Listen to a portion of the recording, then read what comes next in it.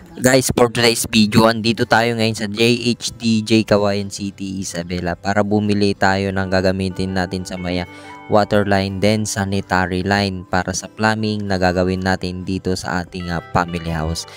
Bali guys, si Kuya JC Puwa yung nag-assist sa atin dito sa JHDJ para using yung ating order na pipick upin guys. Bali guys, ito yung item na pinorchase natin. Dalawang 3/4 na PPR, isang 1/2 PPR, then 4 inches na PVC para sa maya sanitary line guys. Then also yung mga fittings guys, mga elbow at planta din yung brand. Guys, bali magle-layout tayo ng toilet, shower, then lavatory. Ito yung CR na layoutan natin, papadaanin natin dito sa loob. Ayan. Diyan yung kanyang inlet guys ng PVC na D4. Tatagos dyan, then lalabas dito. Dito ko sa ipapasok yung inlet na ang galing sa loob. Then also yung gagamitin natin guys, Atlanta, yung kanyang brand. Bali D4 siya, yung gagawin nating inlet na PVC, schedule 1000.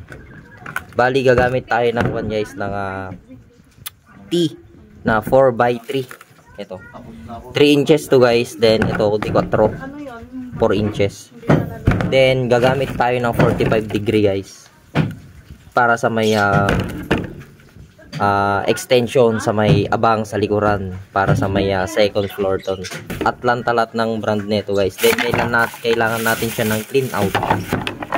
D4 Atlanta din yung kanyang brand. Yung sa pandikit natin guys, Atlanta din solvent 300cc. Ito siya.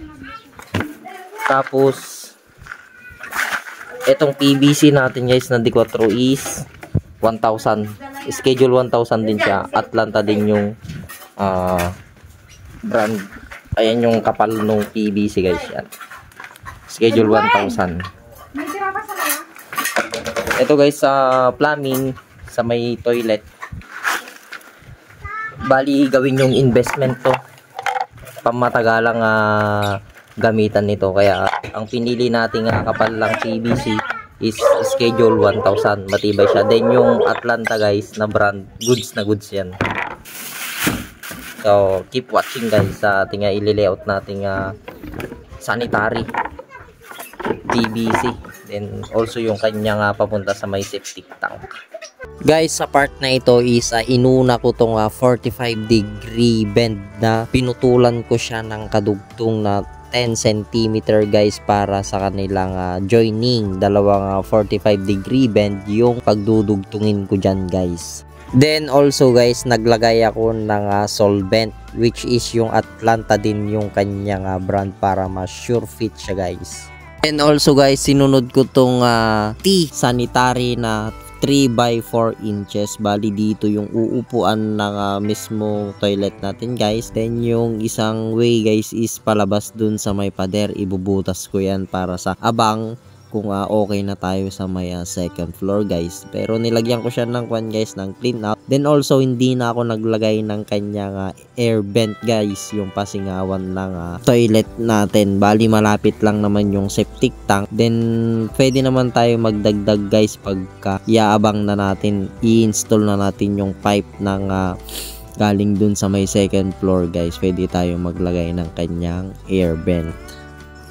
Bali dito guys, yung standard na sukat ng mula rough finish hanggang sa upuan ng toilet sa center ng PVC guys is 35 cm. Pero dito guys is ginawa kong 45 cm kasi one piece toilet yung ordinary na dibuhos ang ilalagay na muna natin dyan guys para magamit na natin. Pero pag di-flush guys is 35 cm siya. Guys, as you can see is hindi ako gumamit sa part na ito ng 90-degree bend na elbow. Bali, ang ginagamit ko usually sa mga ganitong kantuan guys, then also dun sa uupuan ng toilet guys is 45 degree. Mas better itong 45 degree bend guys dahil pag finish mo or binuhusan mo yung toilet is merong impact yung tubig. Then yung dumi na diretso siya. Hindi siya kakanto tatama. Ito guys, diretso meron siyang buwelo. Kaya dyan ako gumagamit ng mga 45 degree bend guys. Bali heto yung itsura niya ng 45 degree bend pag pinagdugtong mo na siya sa mismong may kanto guys. Guys, bali okay na, nailatag ko na tong D4 PVC para dito sa may kanyang toilet. Meron nagkuhan ako dito guys, nag 3x4 na T ako dito kasi ito papunta dun sa likuran abang para sa may second floor. Bali aassemble na lang natin pagka nabuo na natin yung extension na toilet sa may taas. Ito guys, D4 siya yung tubo na ginamit natin dito. PVC Schedule 1000 Atlanta yung kanyang brand. Makapal siya guys. Then yung papunta sa taas nanton, D3 nanton siya na PVC. Basta yung makapal lang ang bibiliin nating PVC. Then also guys, itong level na to hindi siya nakasentro. Bali mas mataas siya ng konti. Gumamit ako ng level bar dito guys. Ayan, hindi siya nakasentro guys. Para yung tubig guys is pa-slanting. Pag ganun siya. Yung papunta dun guys is medyo mababa siya. Tapos yung papunta dun sa may septic tank mas mababa kaysa dito sa may 45 degree na elbow. Ayan. Then dito guys is kunyan pantay. Ayan siya. Pantay yung kanyang level. Yung uupuan ng bowl nanto to guys, sure na yan, pantay na siya, naka-level siya.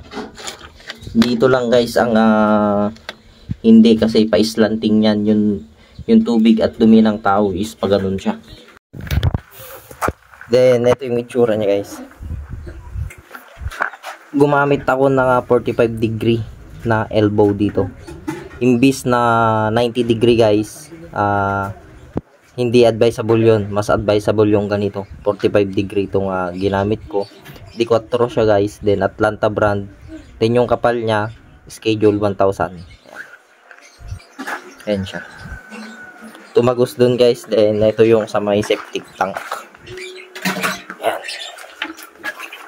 Pagdating naman dito guys, isakon natin to, sesementohan natin to bago natin buhusan itong pinaka flooring ng septic tank.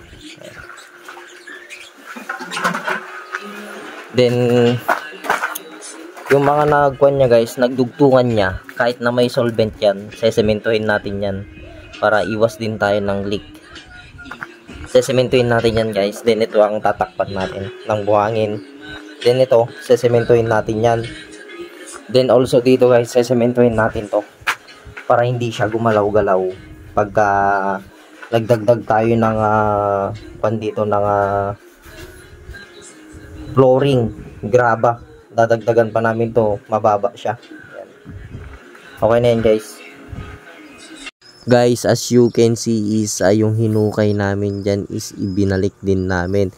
Pero dyan sa may mga dugtungan yan guys is hindi namin tatabunan ng lupa yan, kundi sesementohin namin lahat ng mga nagdugtungan guys. Guys, bali ito yung kwan sa may third closet PVC.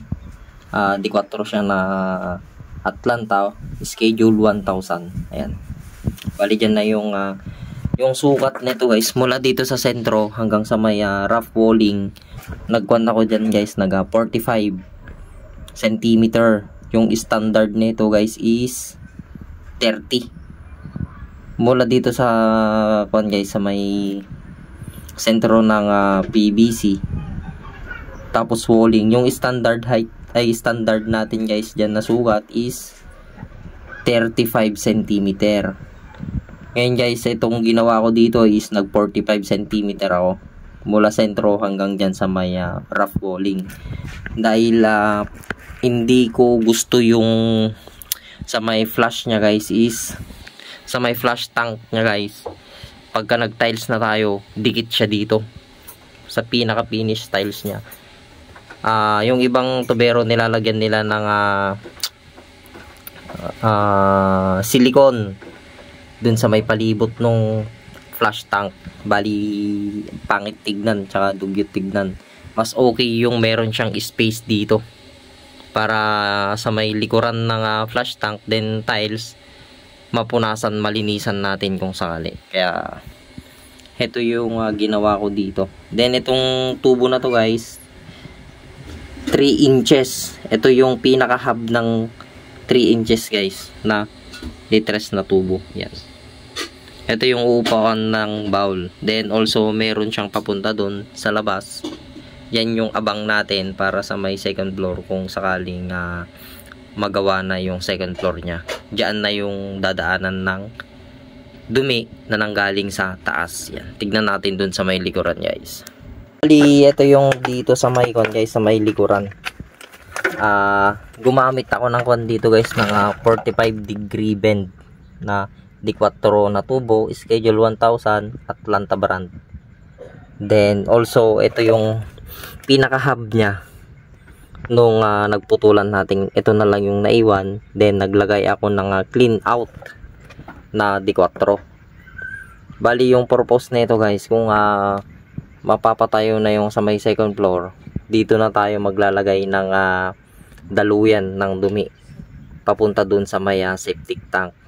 Bali maglalagay na lang dun tayo ng Y na D4 4x3 yung gagamitin natin. Also hindi ito mawawala, meron pa rin to para kung sakaling magbara tayo, hindi natin maiwasan na mag-flush ng mga wipes, tissue.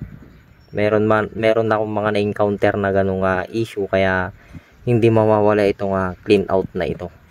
Then also guys, dito sa may likuran, mataas na to. Ito na yung pinakamataas, pa-slanting tayo para pagdating nung dumi dito, pababa siya papunta sa may septic tank. Okay yung kanyang flow ng dumi at yung tubig. Ito yung nasa loob niya guys. Ito guys, D4 Atlanta din to. Makapal siya. Yan. Yan yung sa loob niya.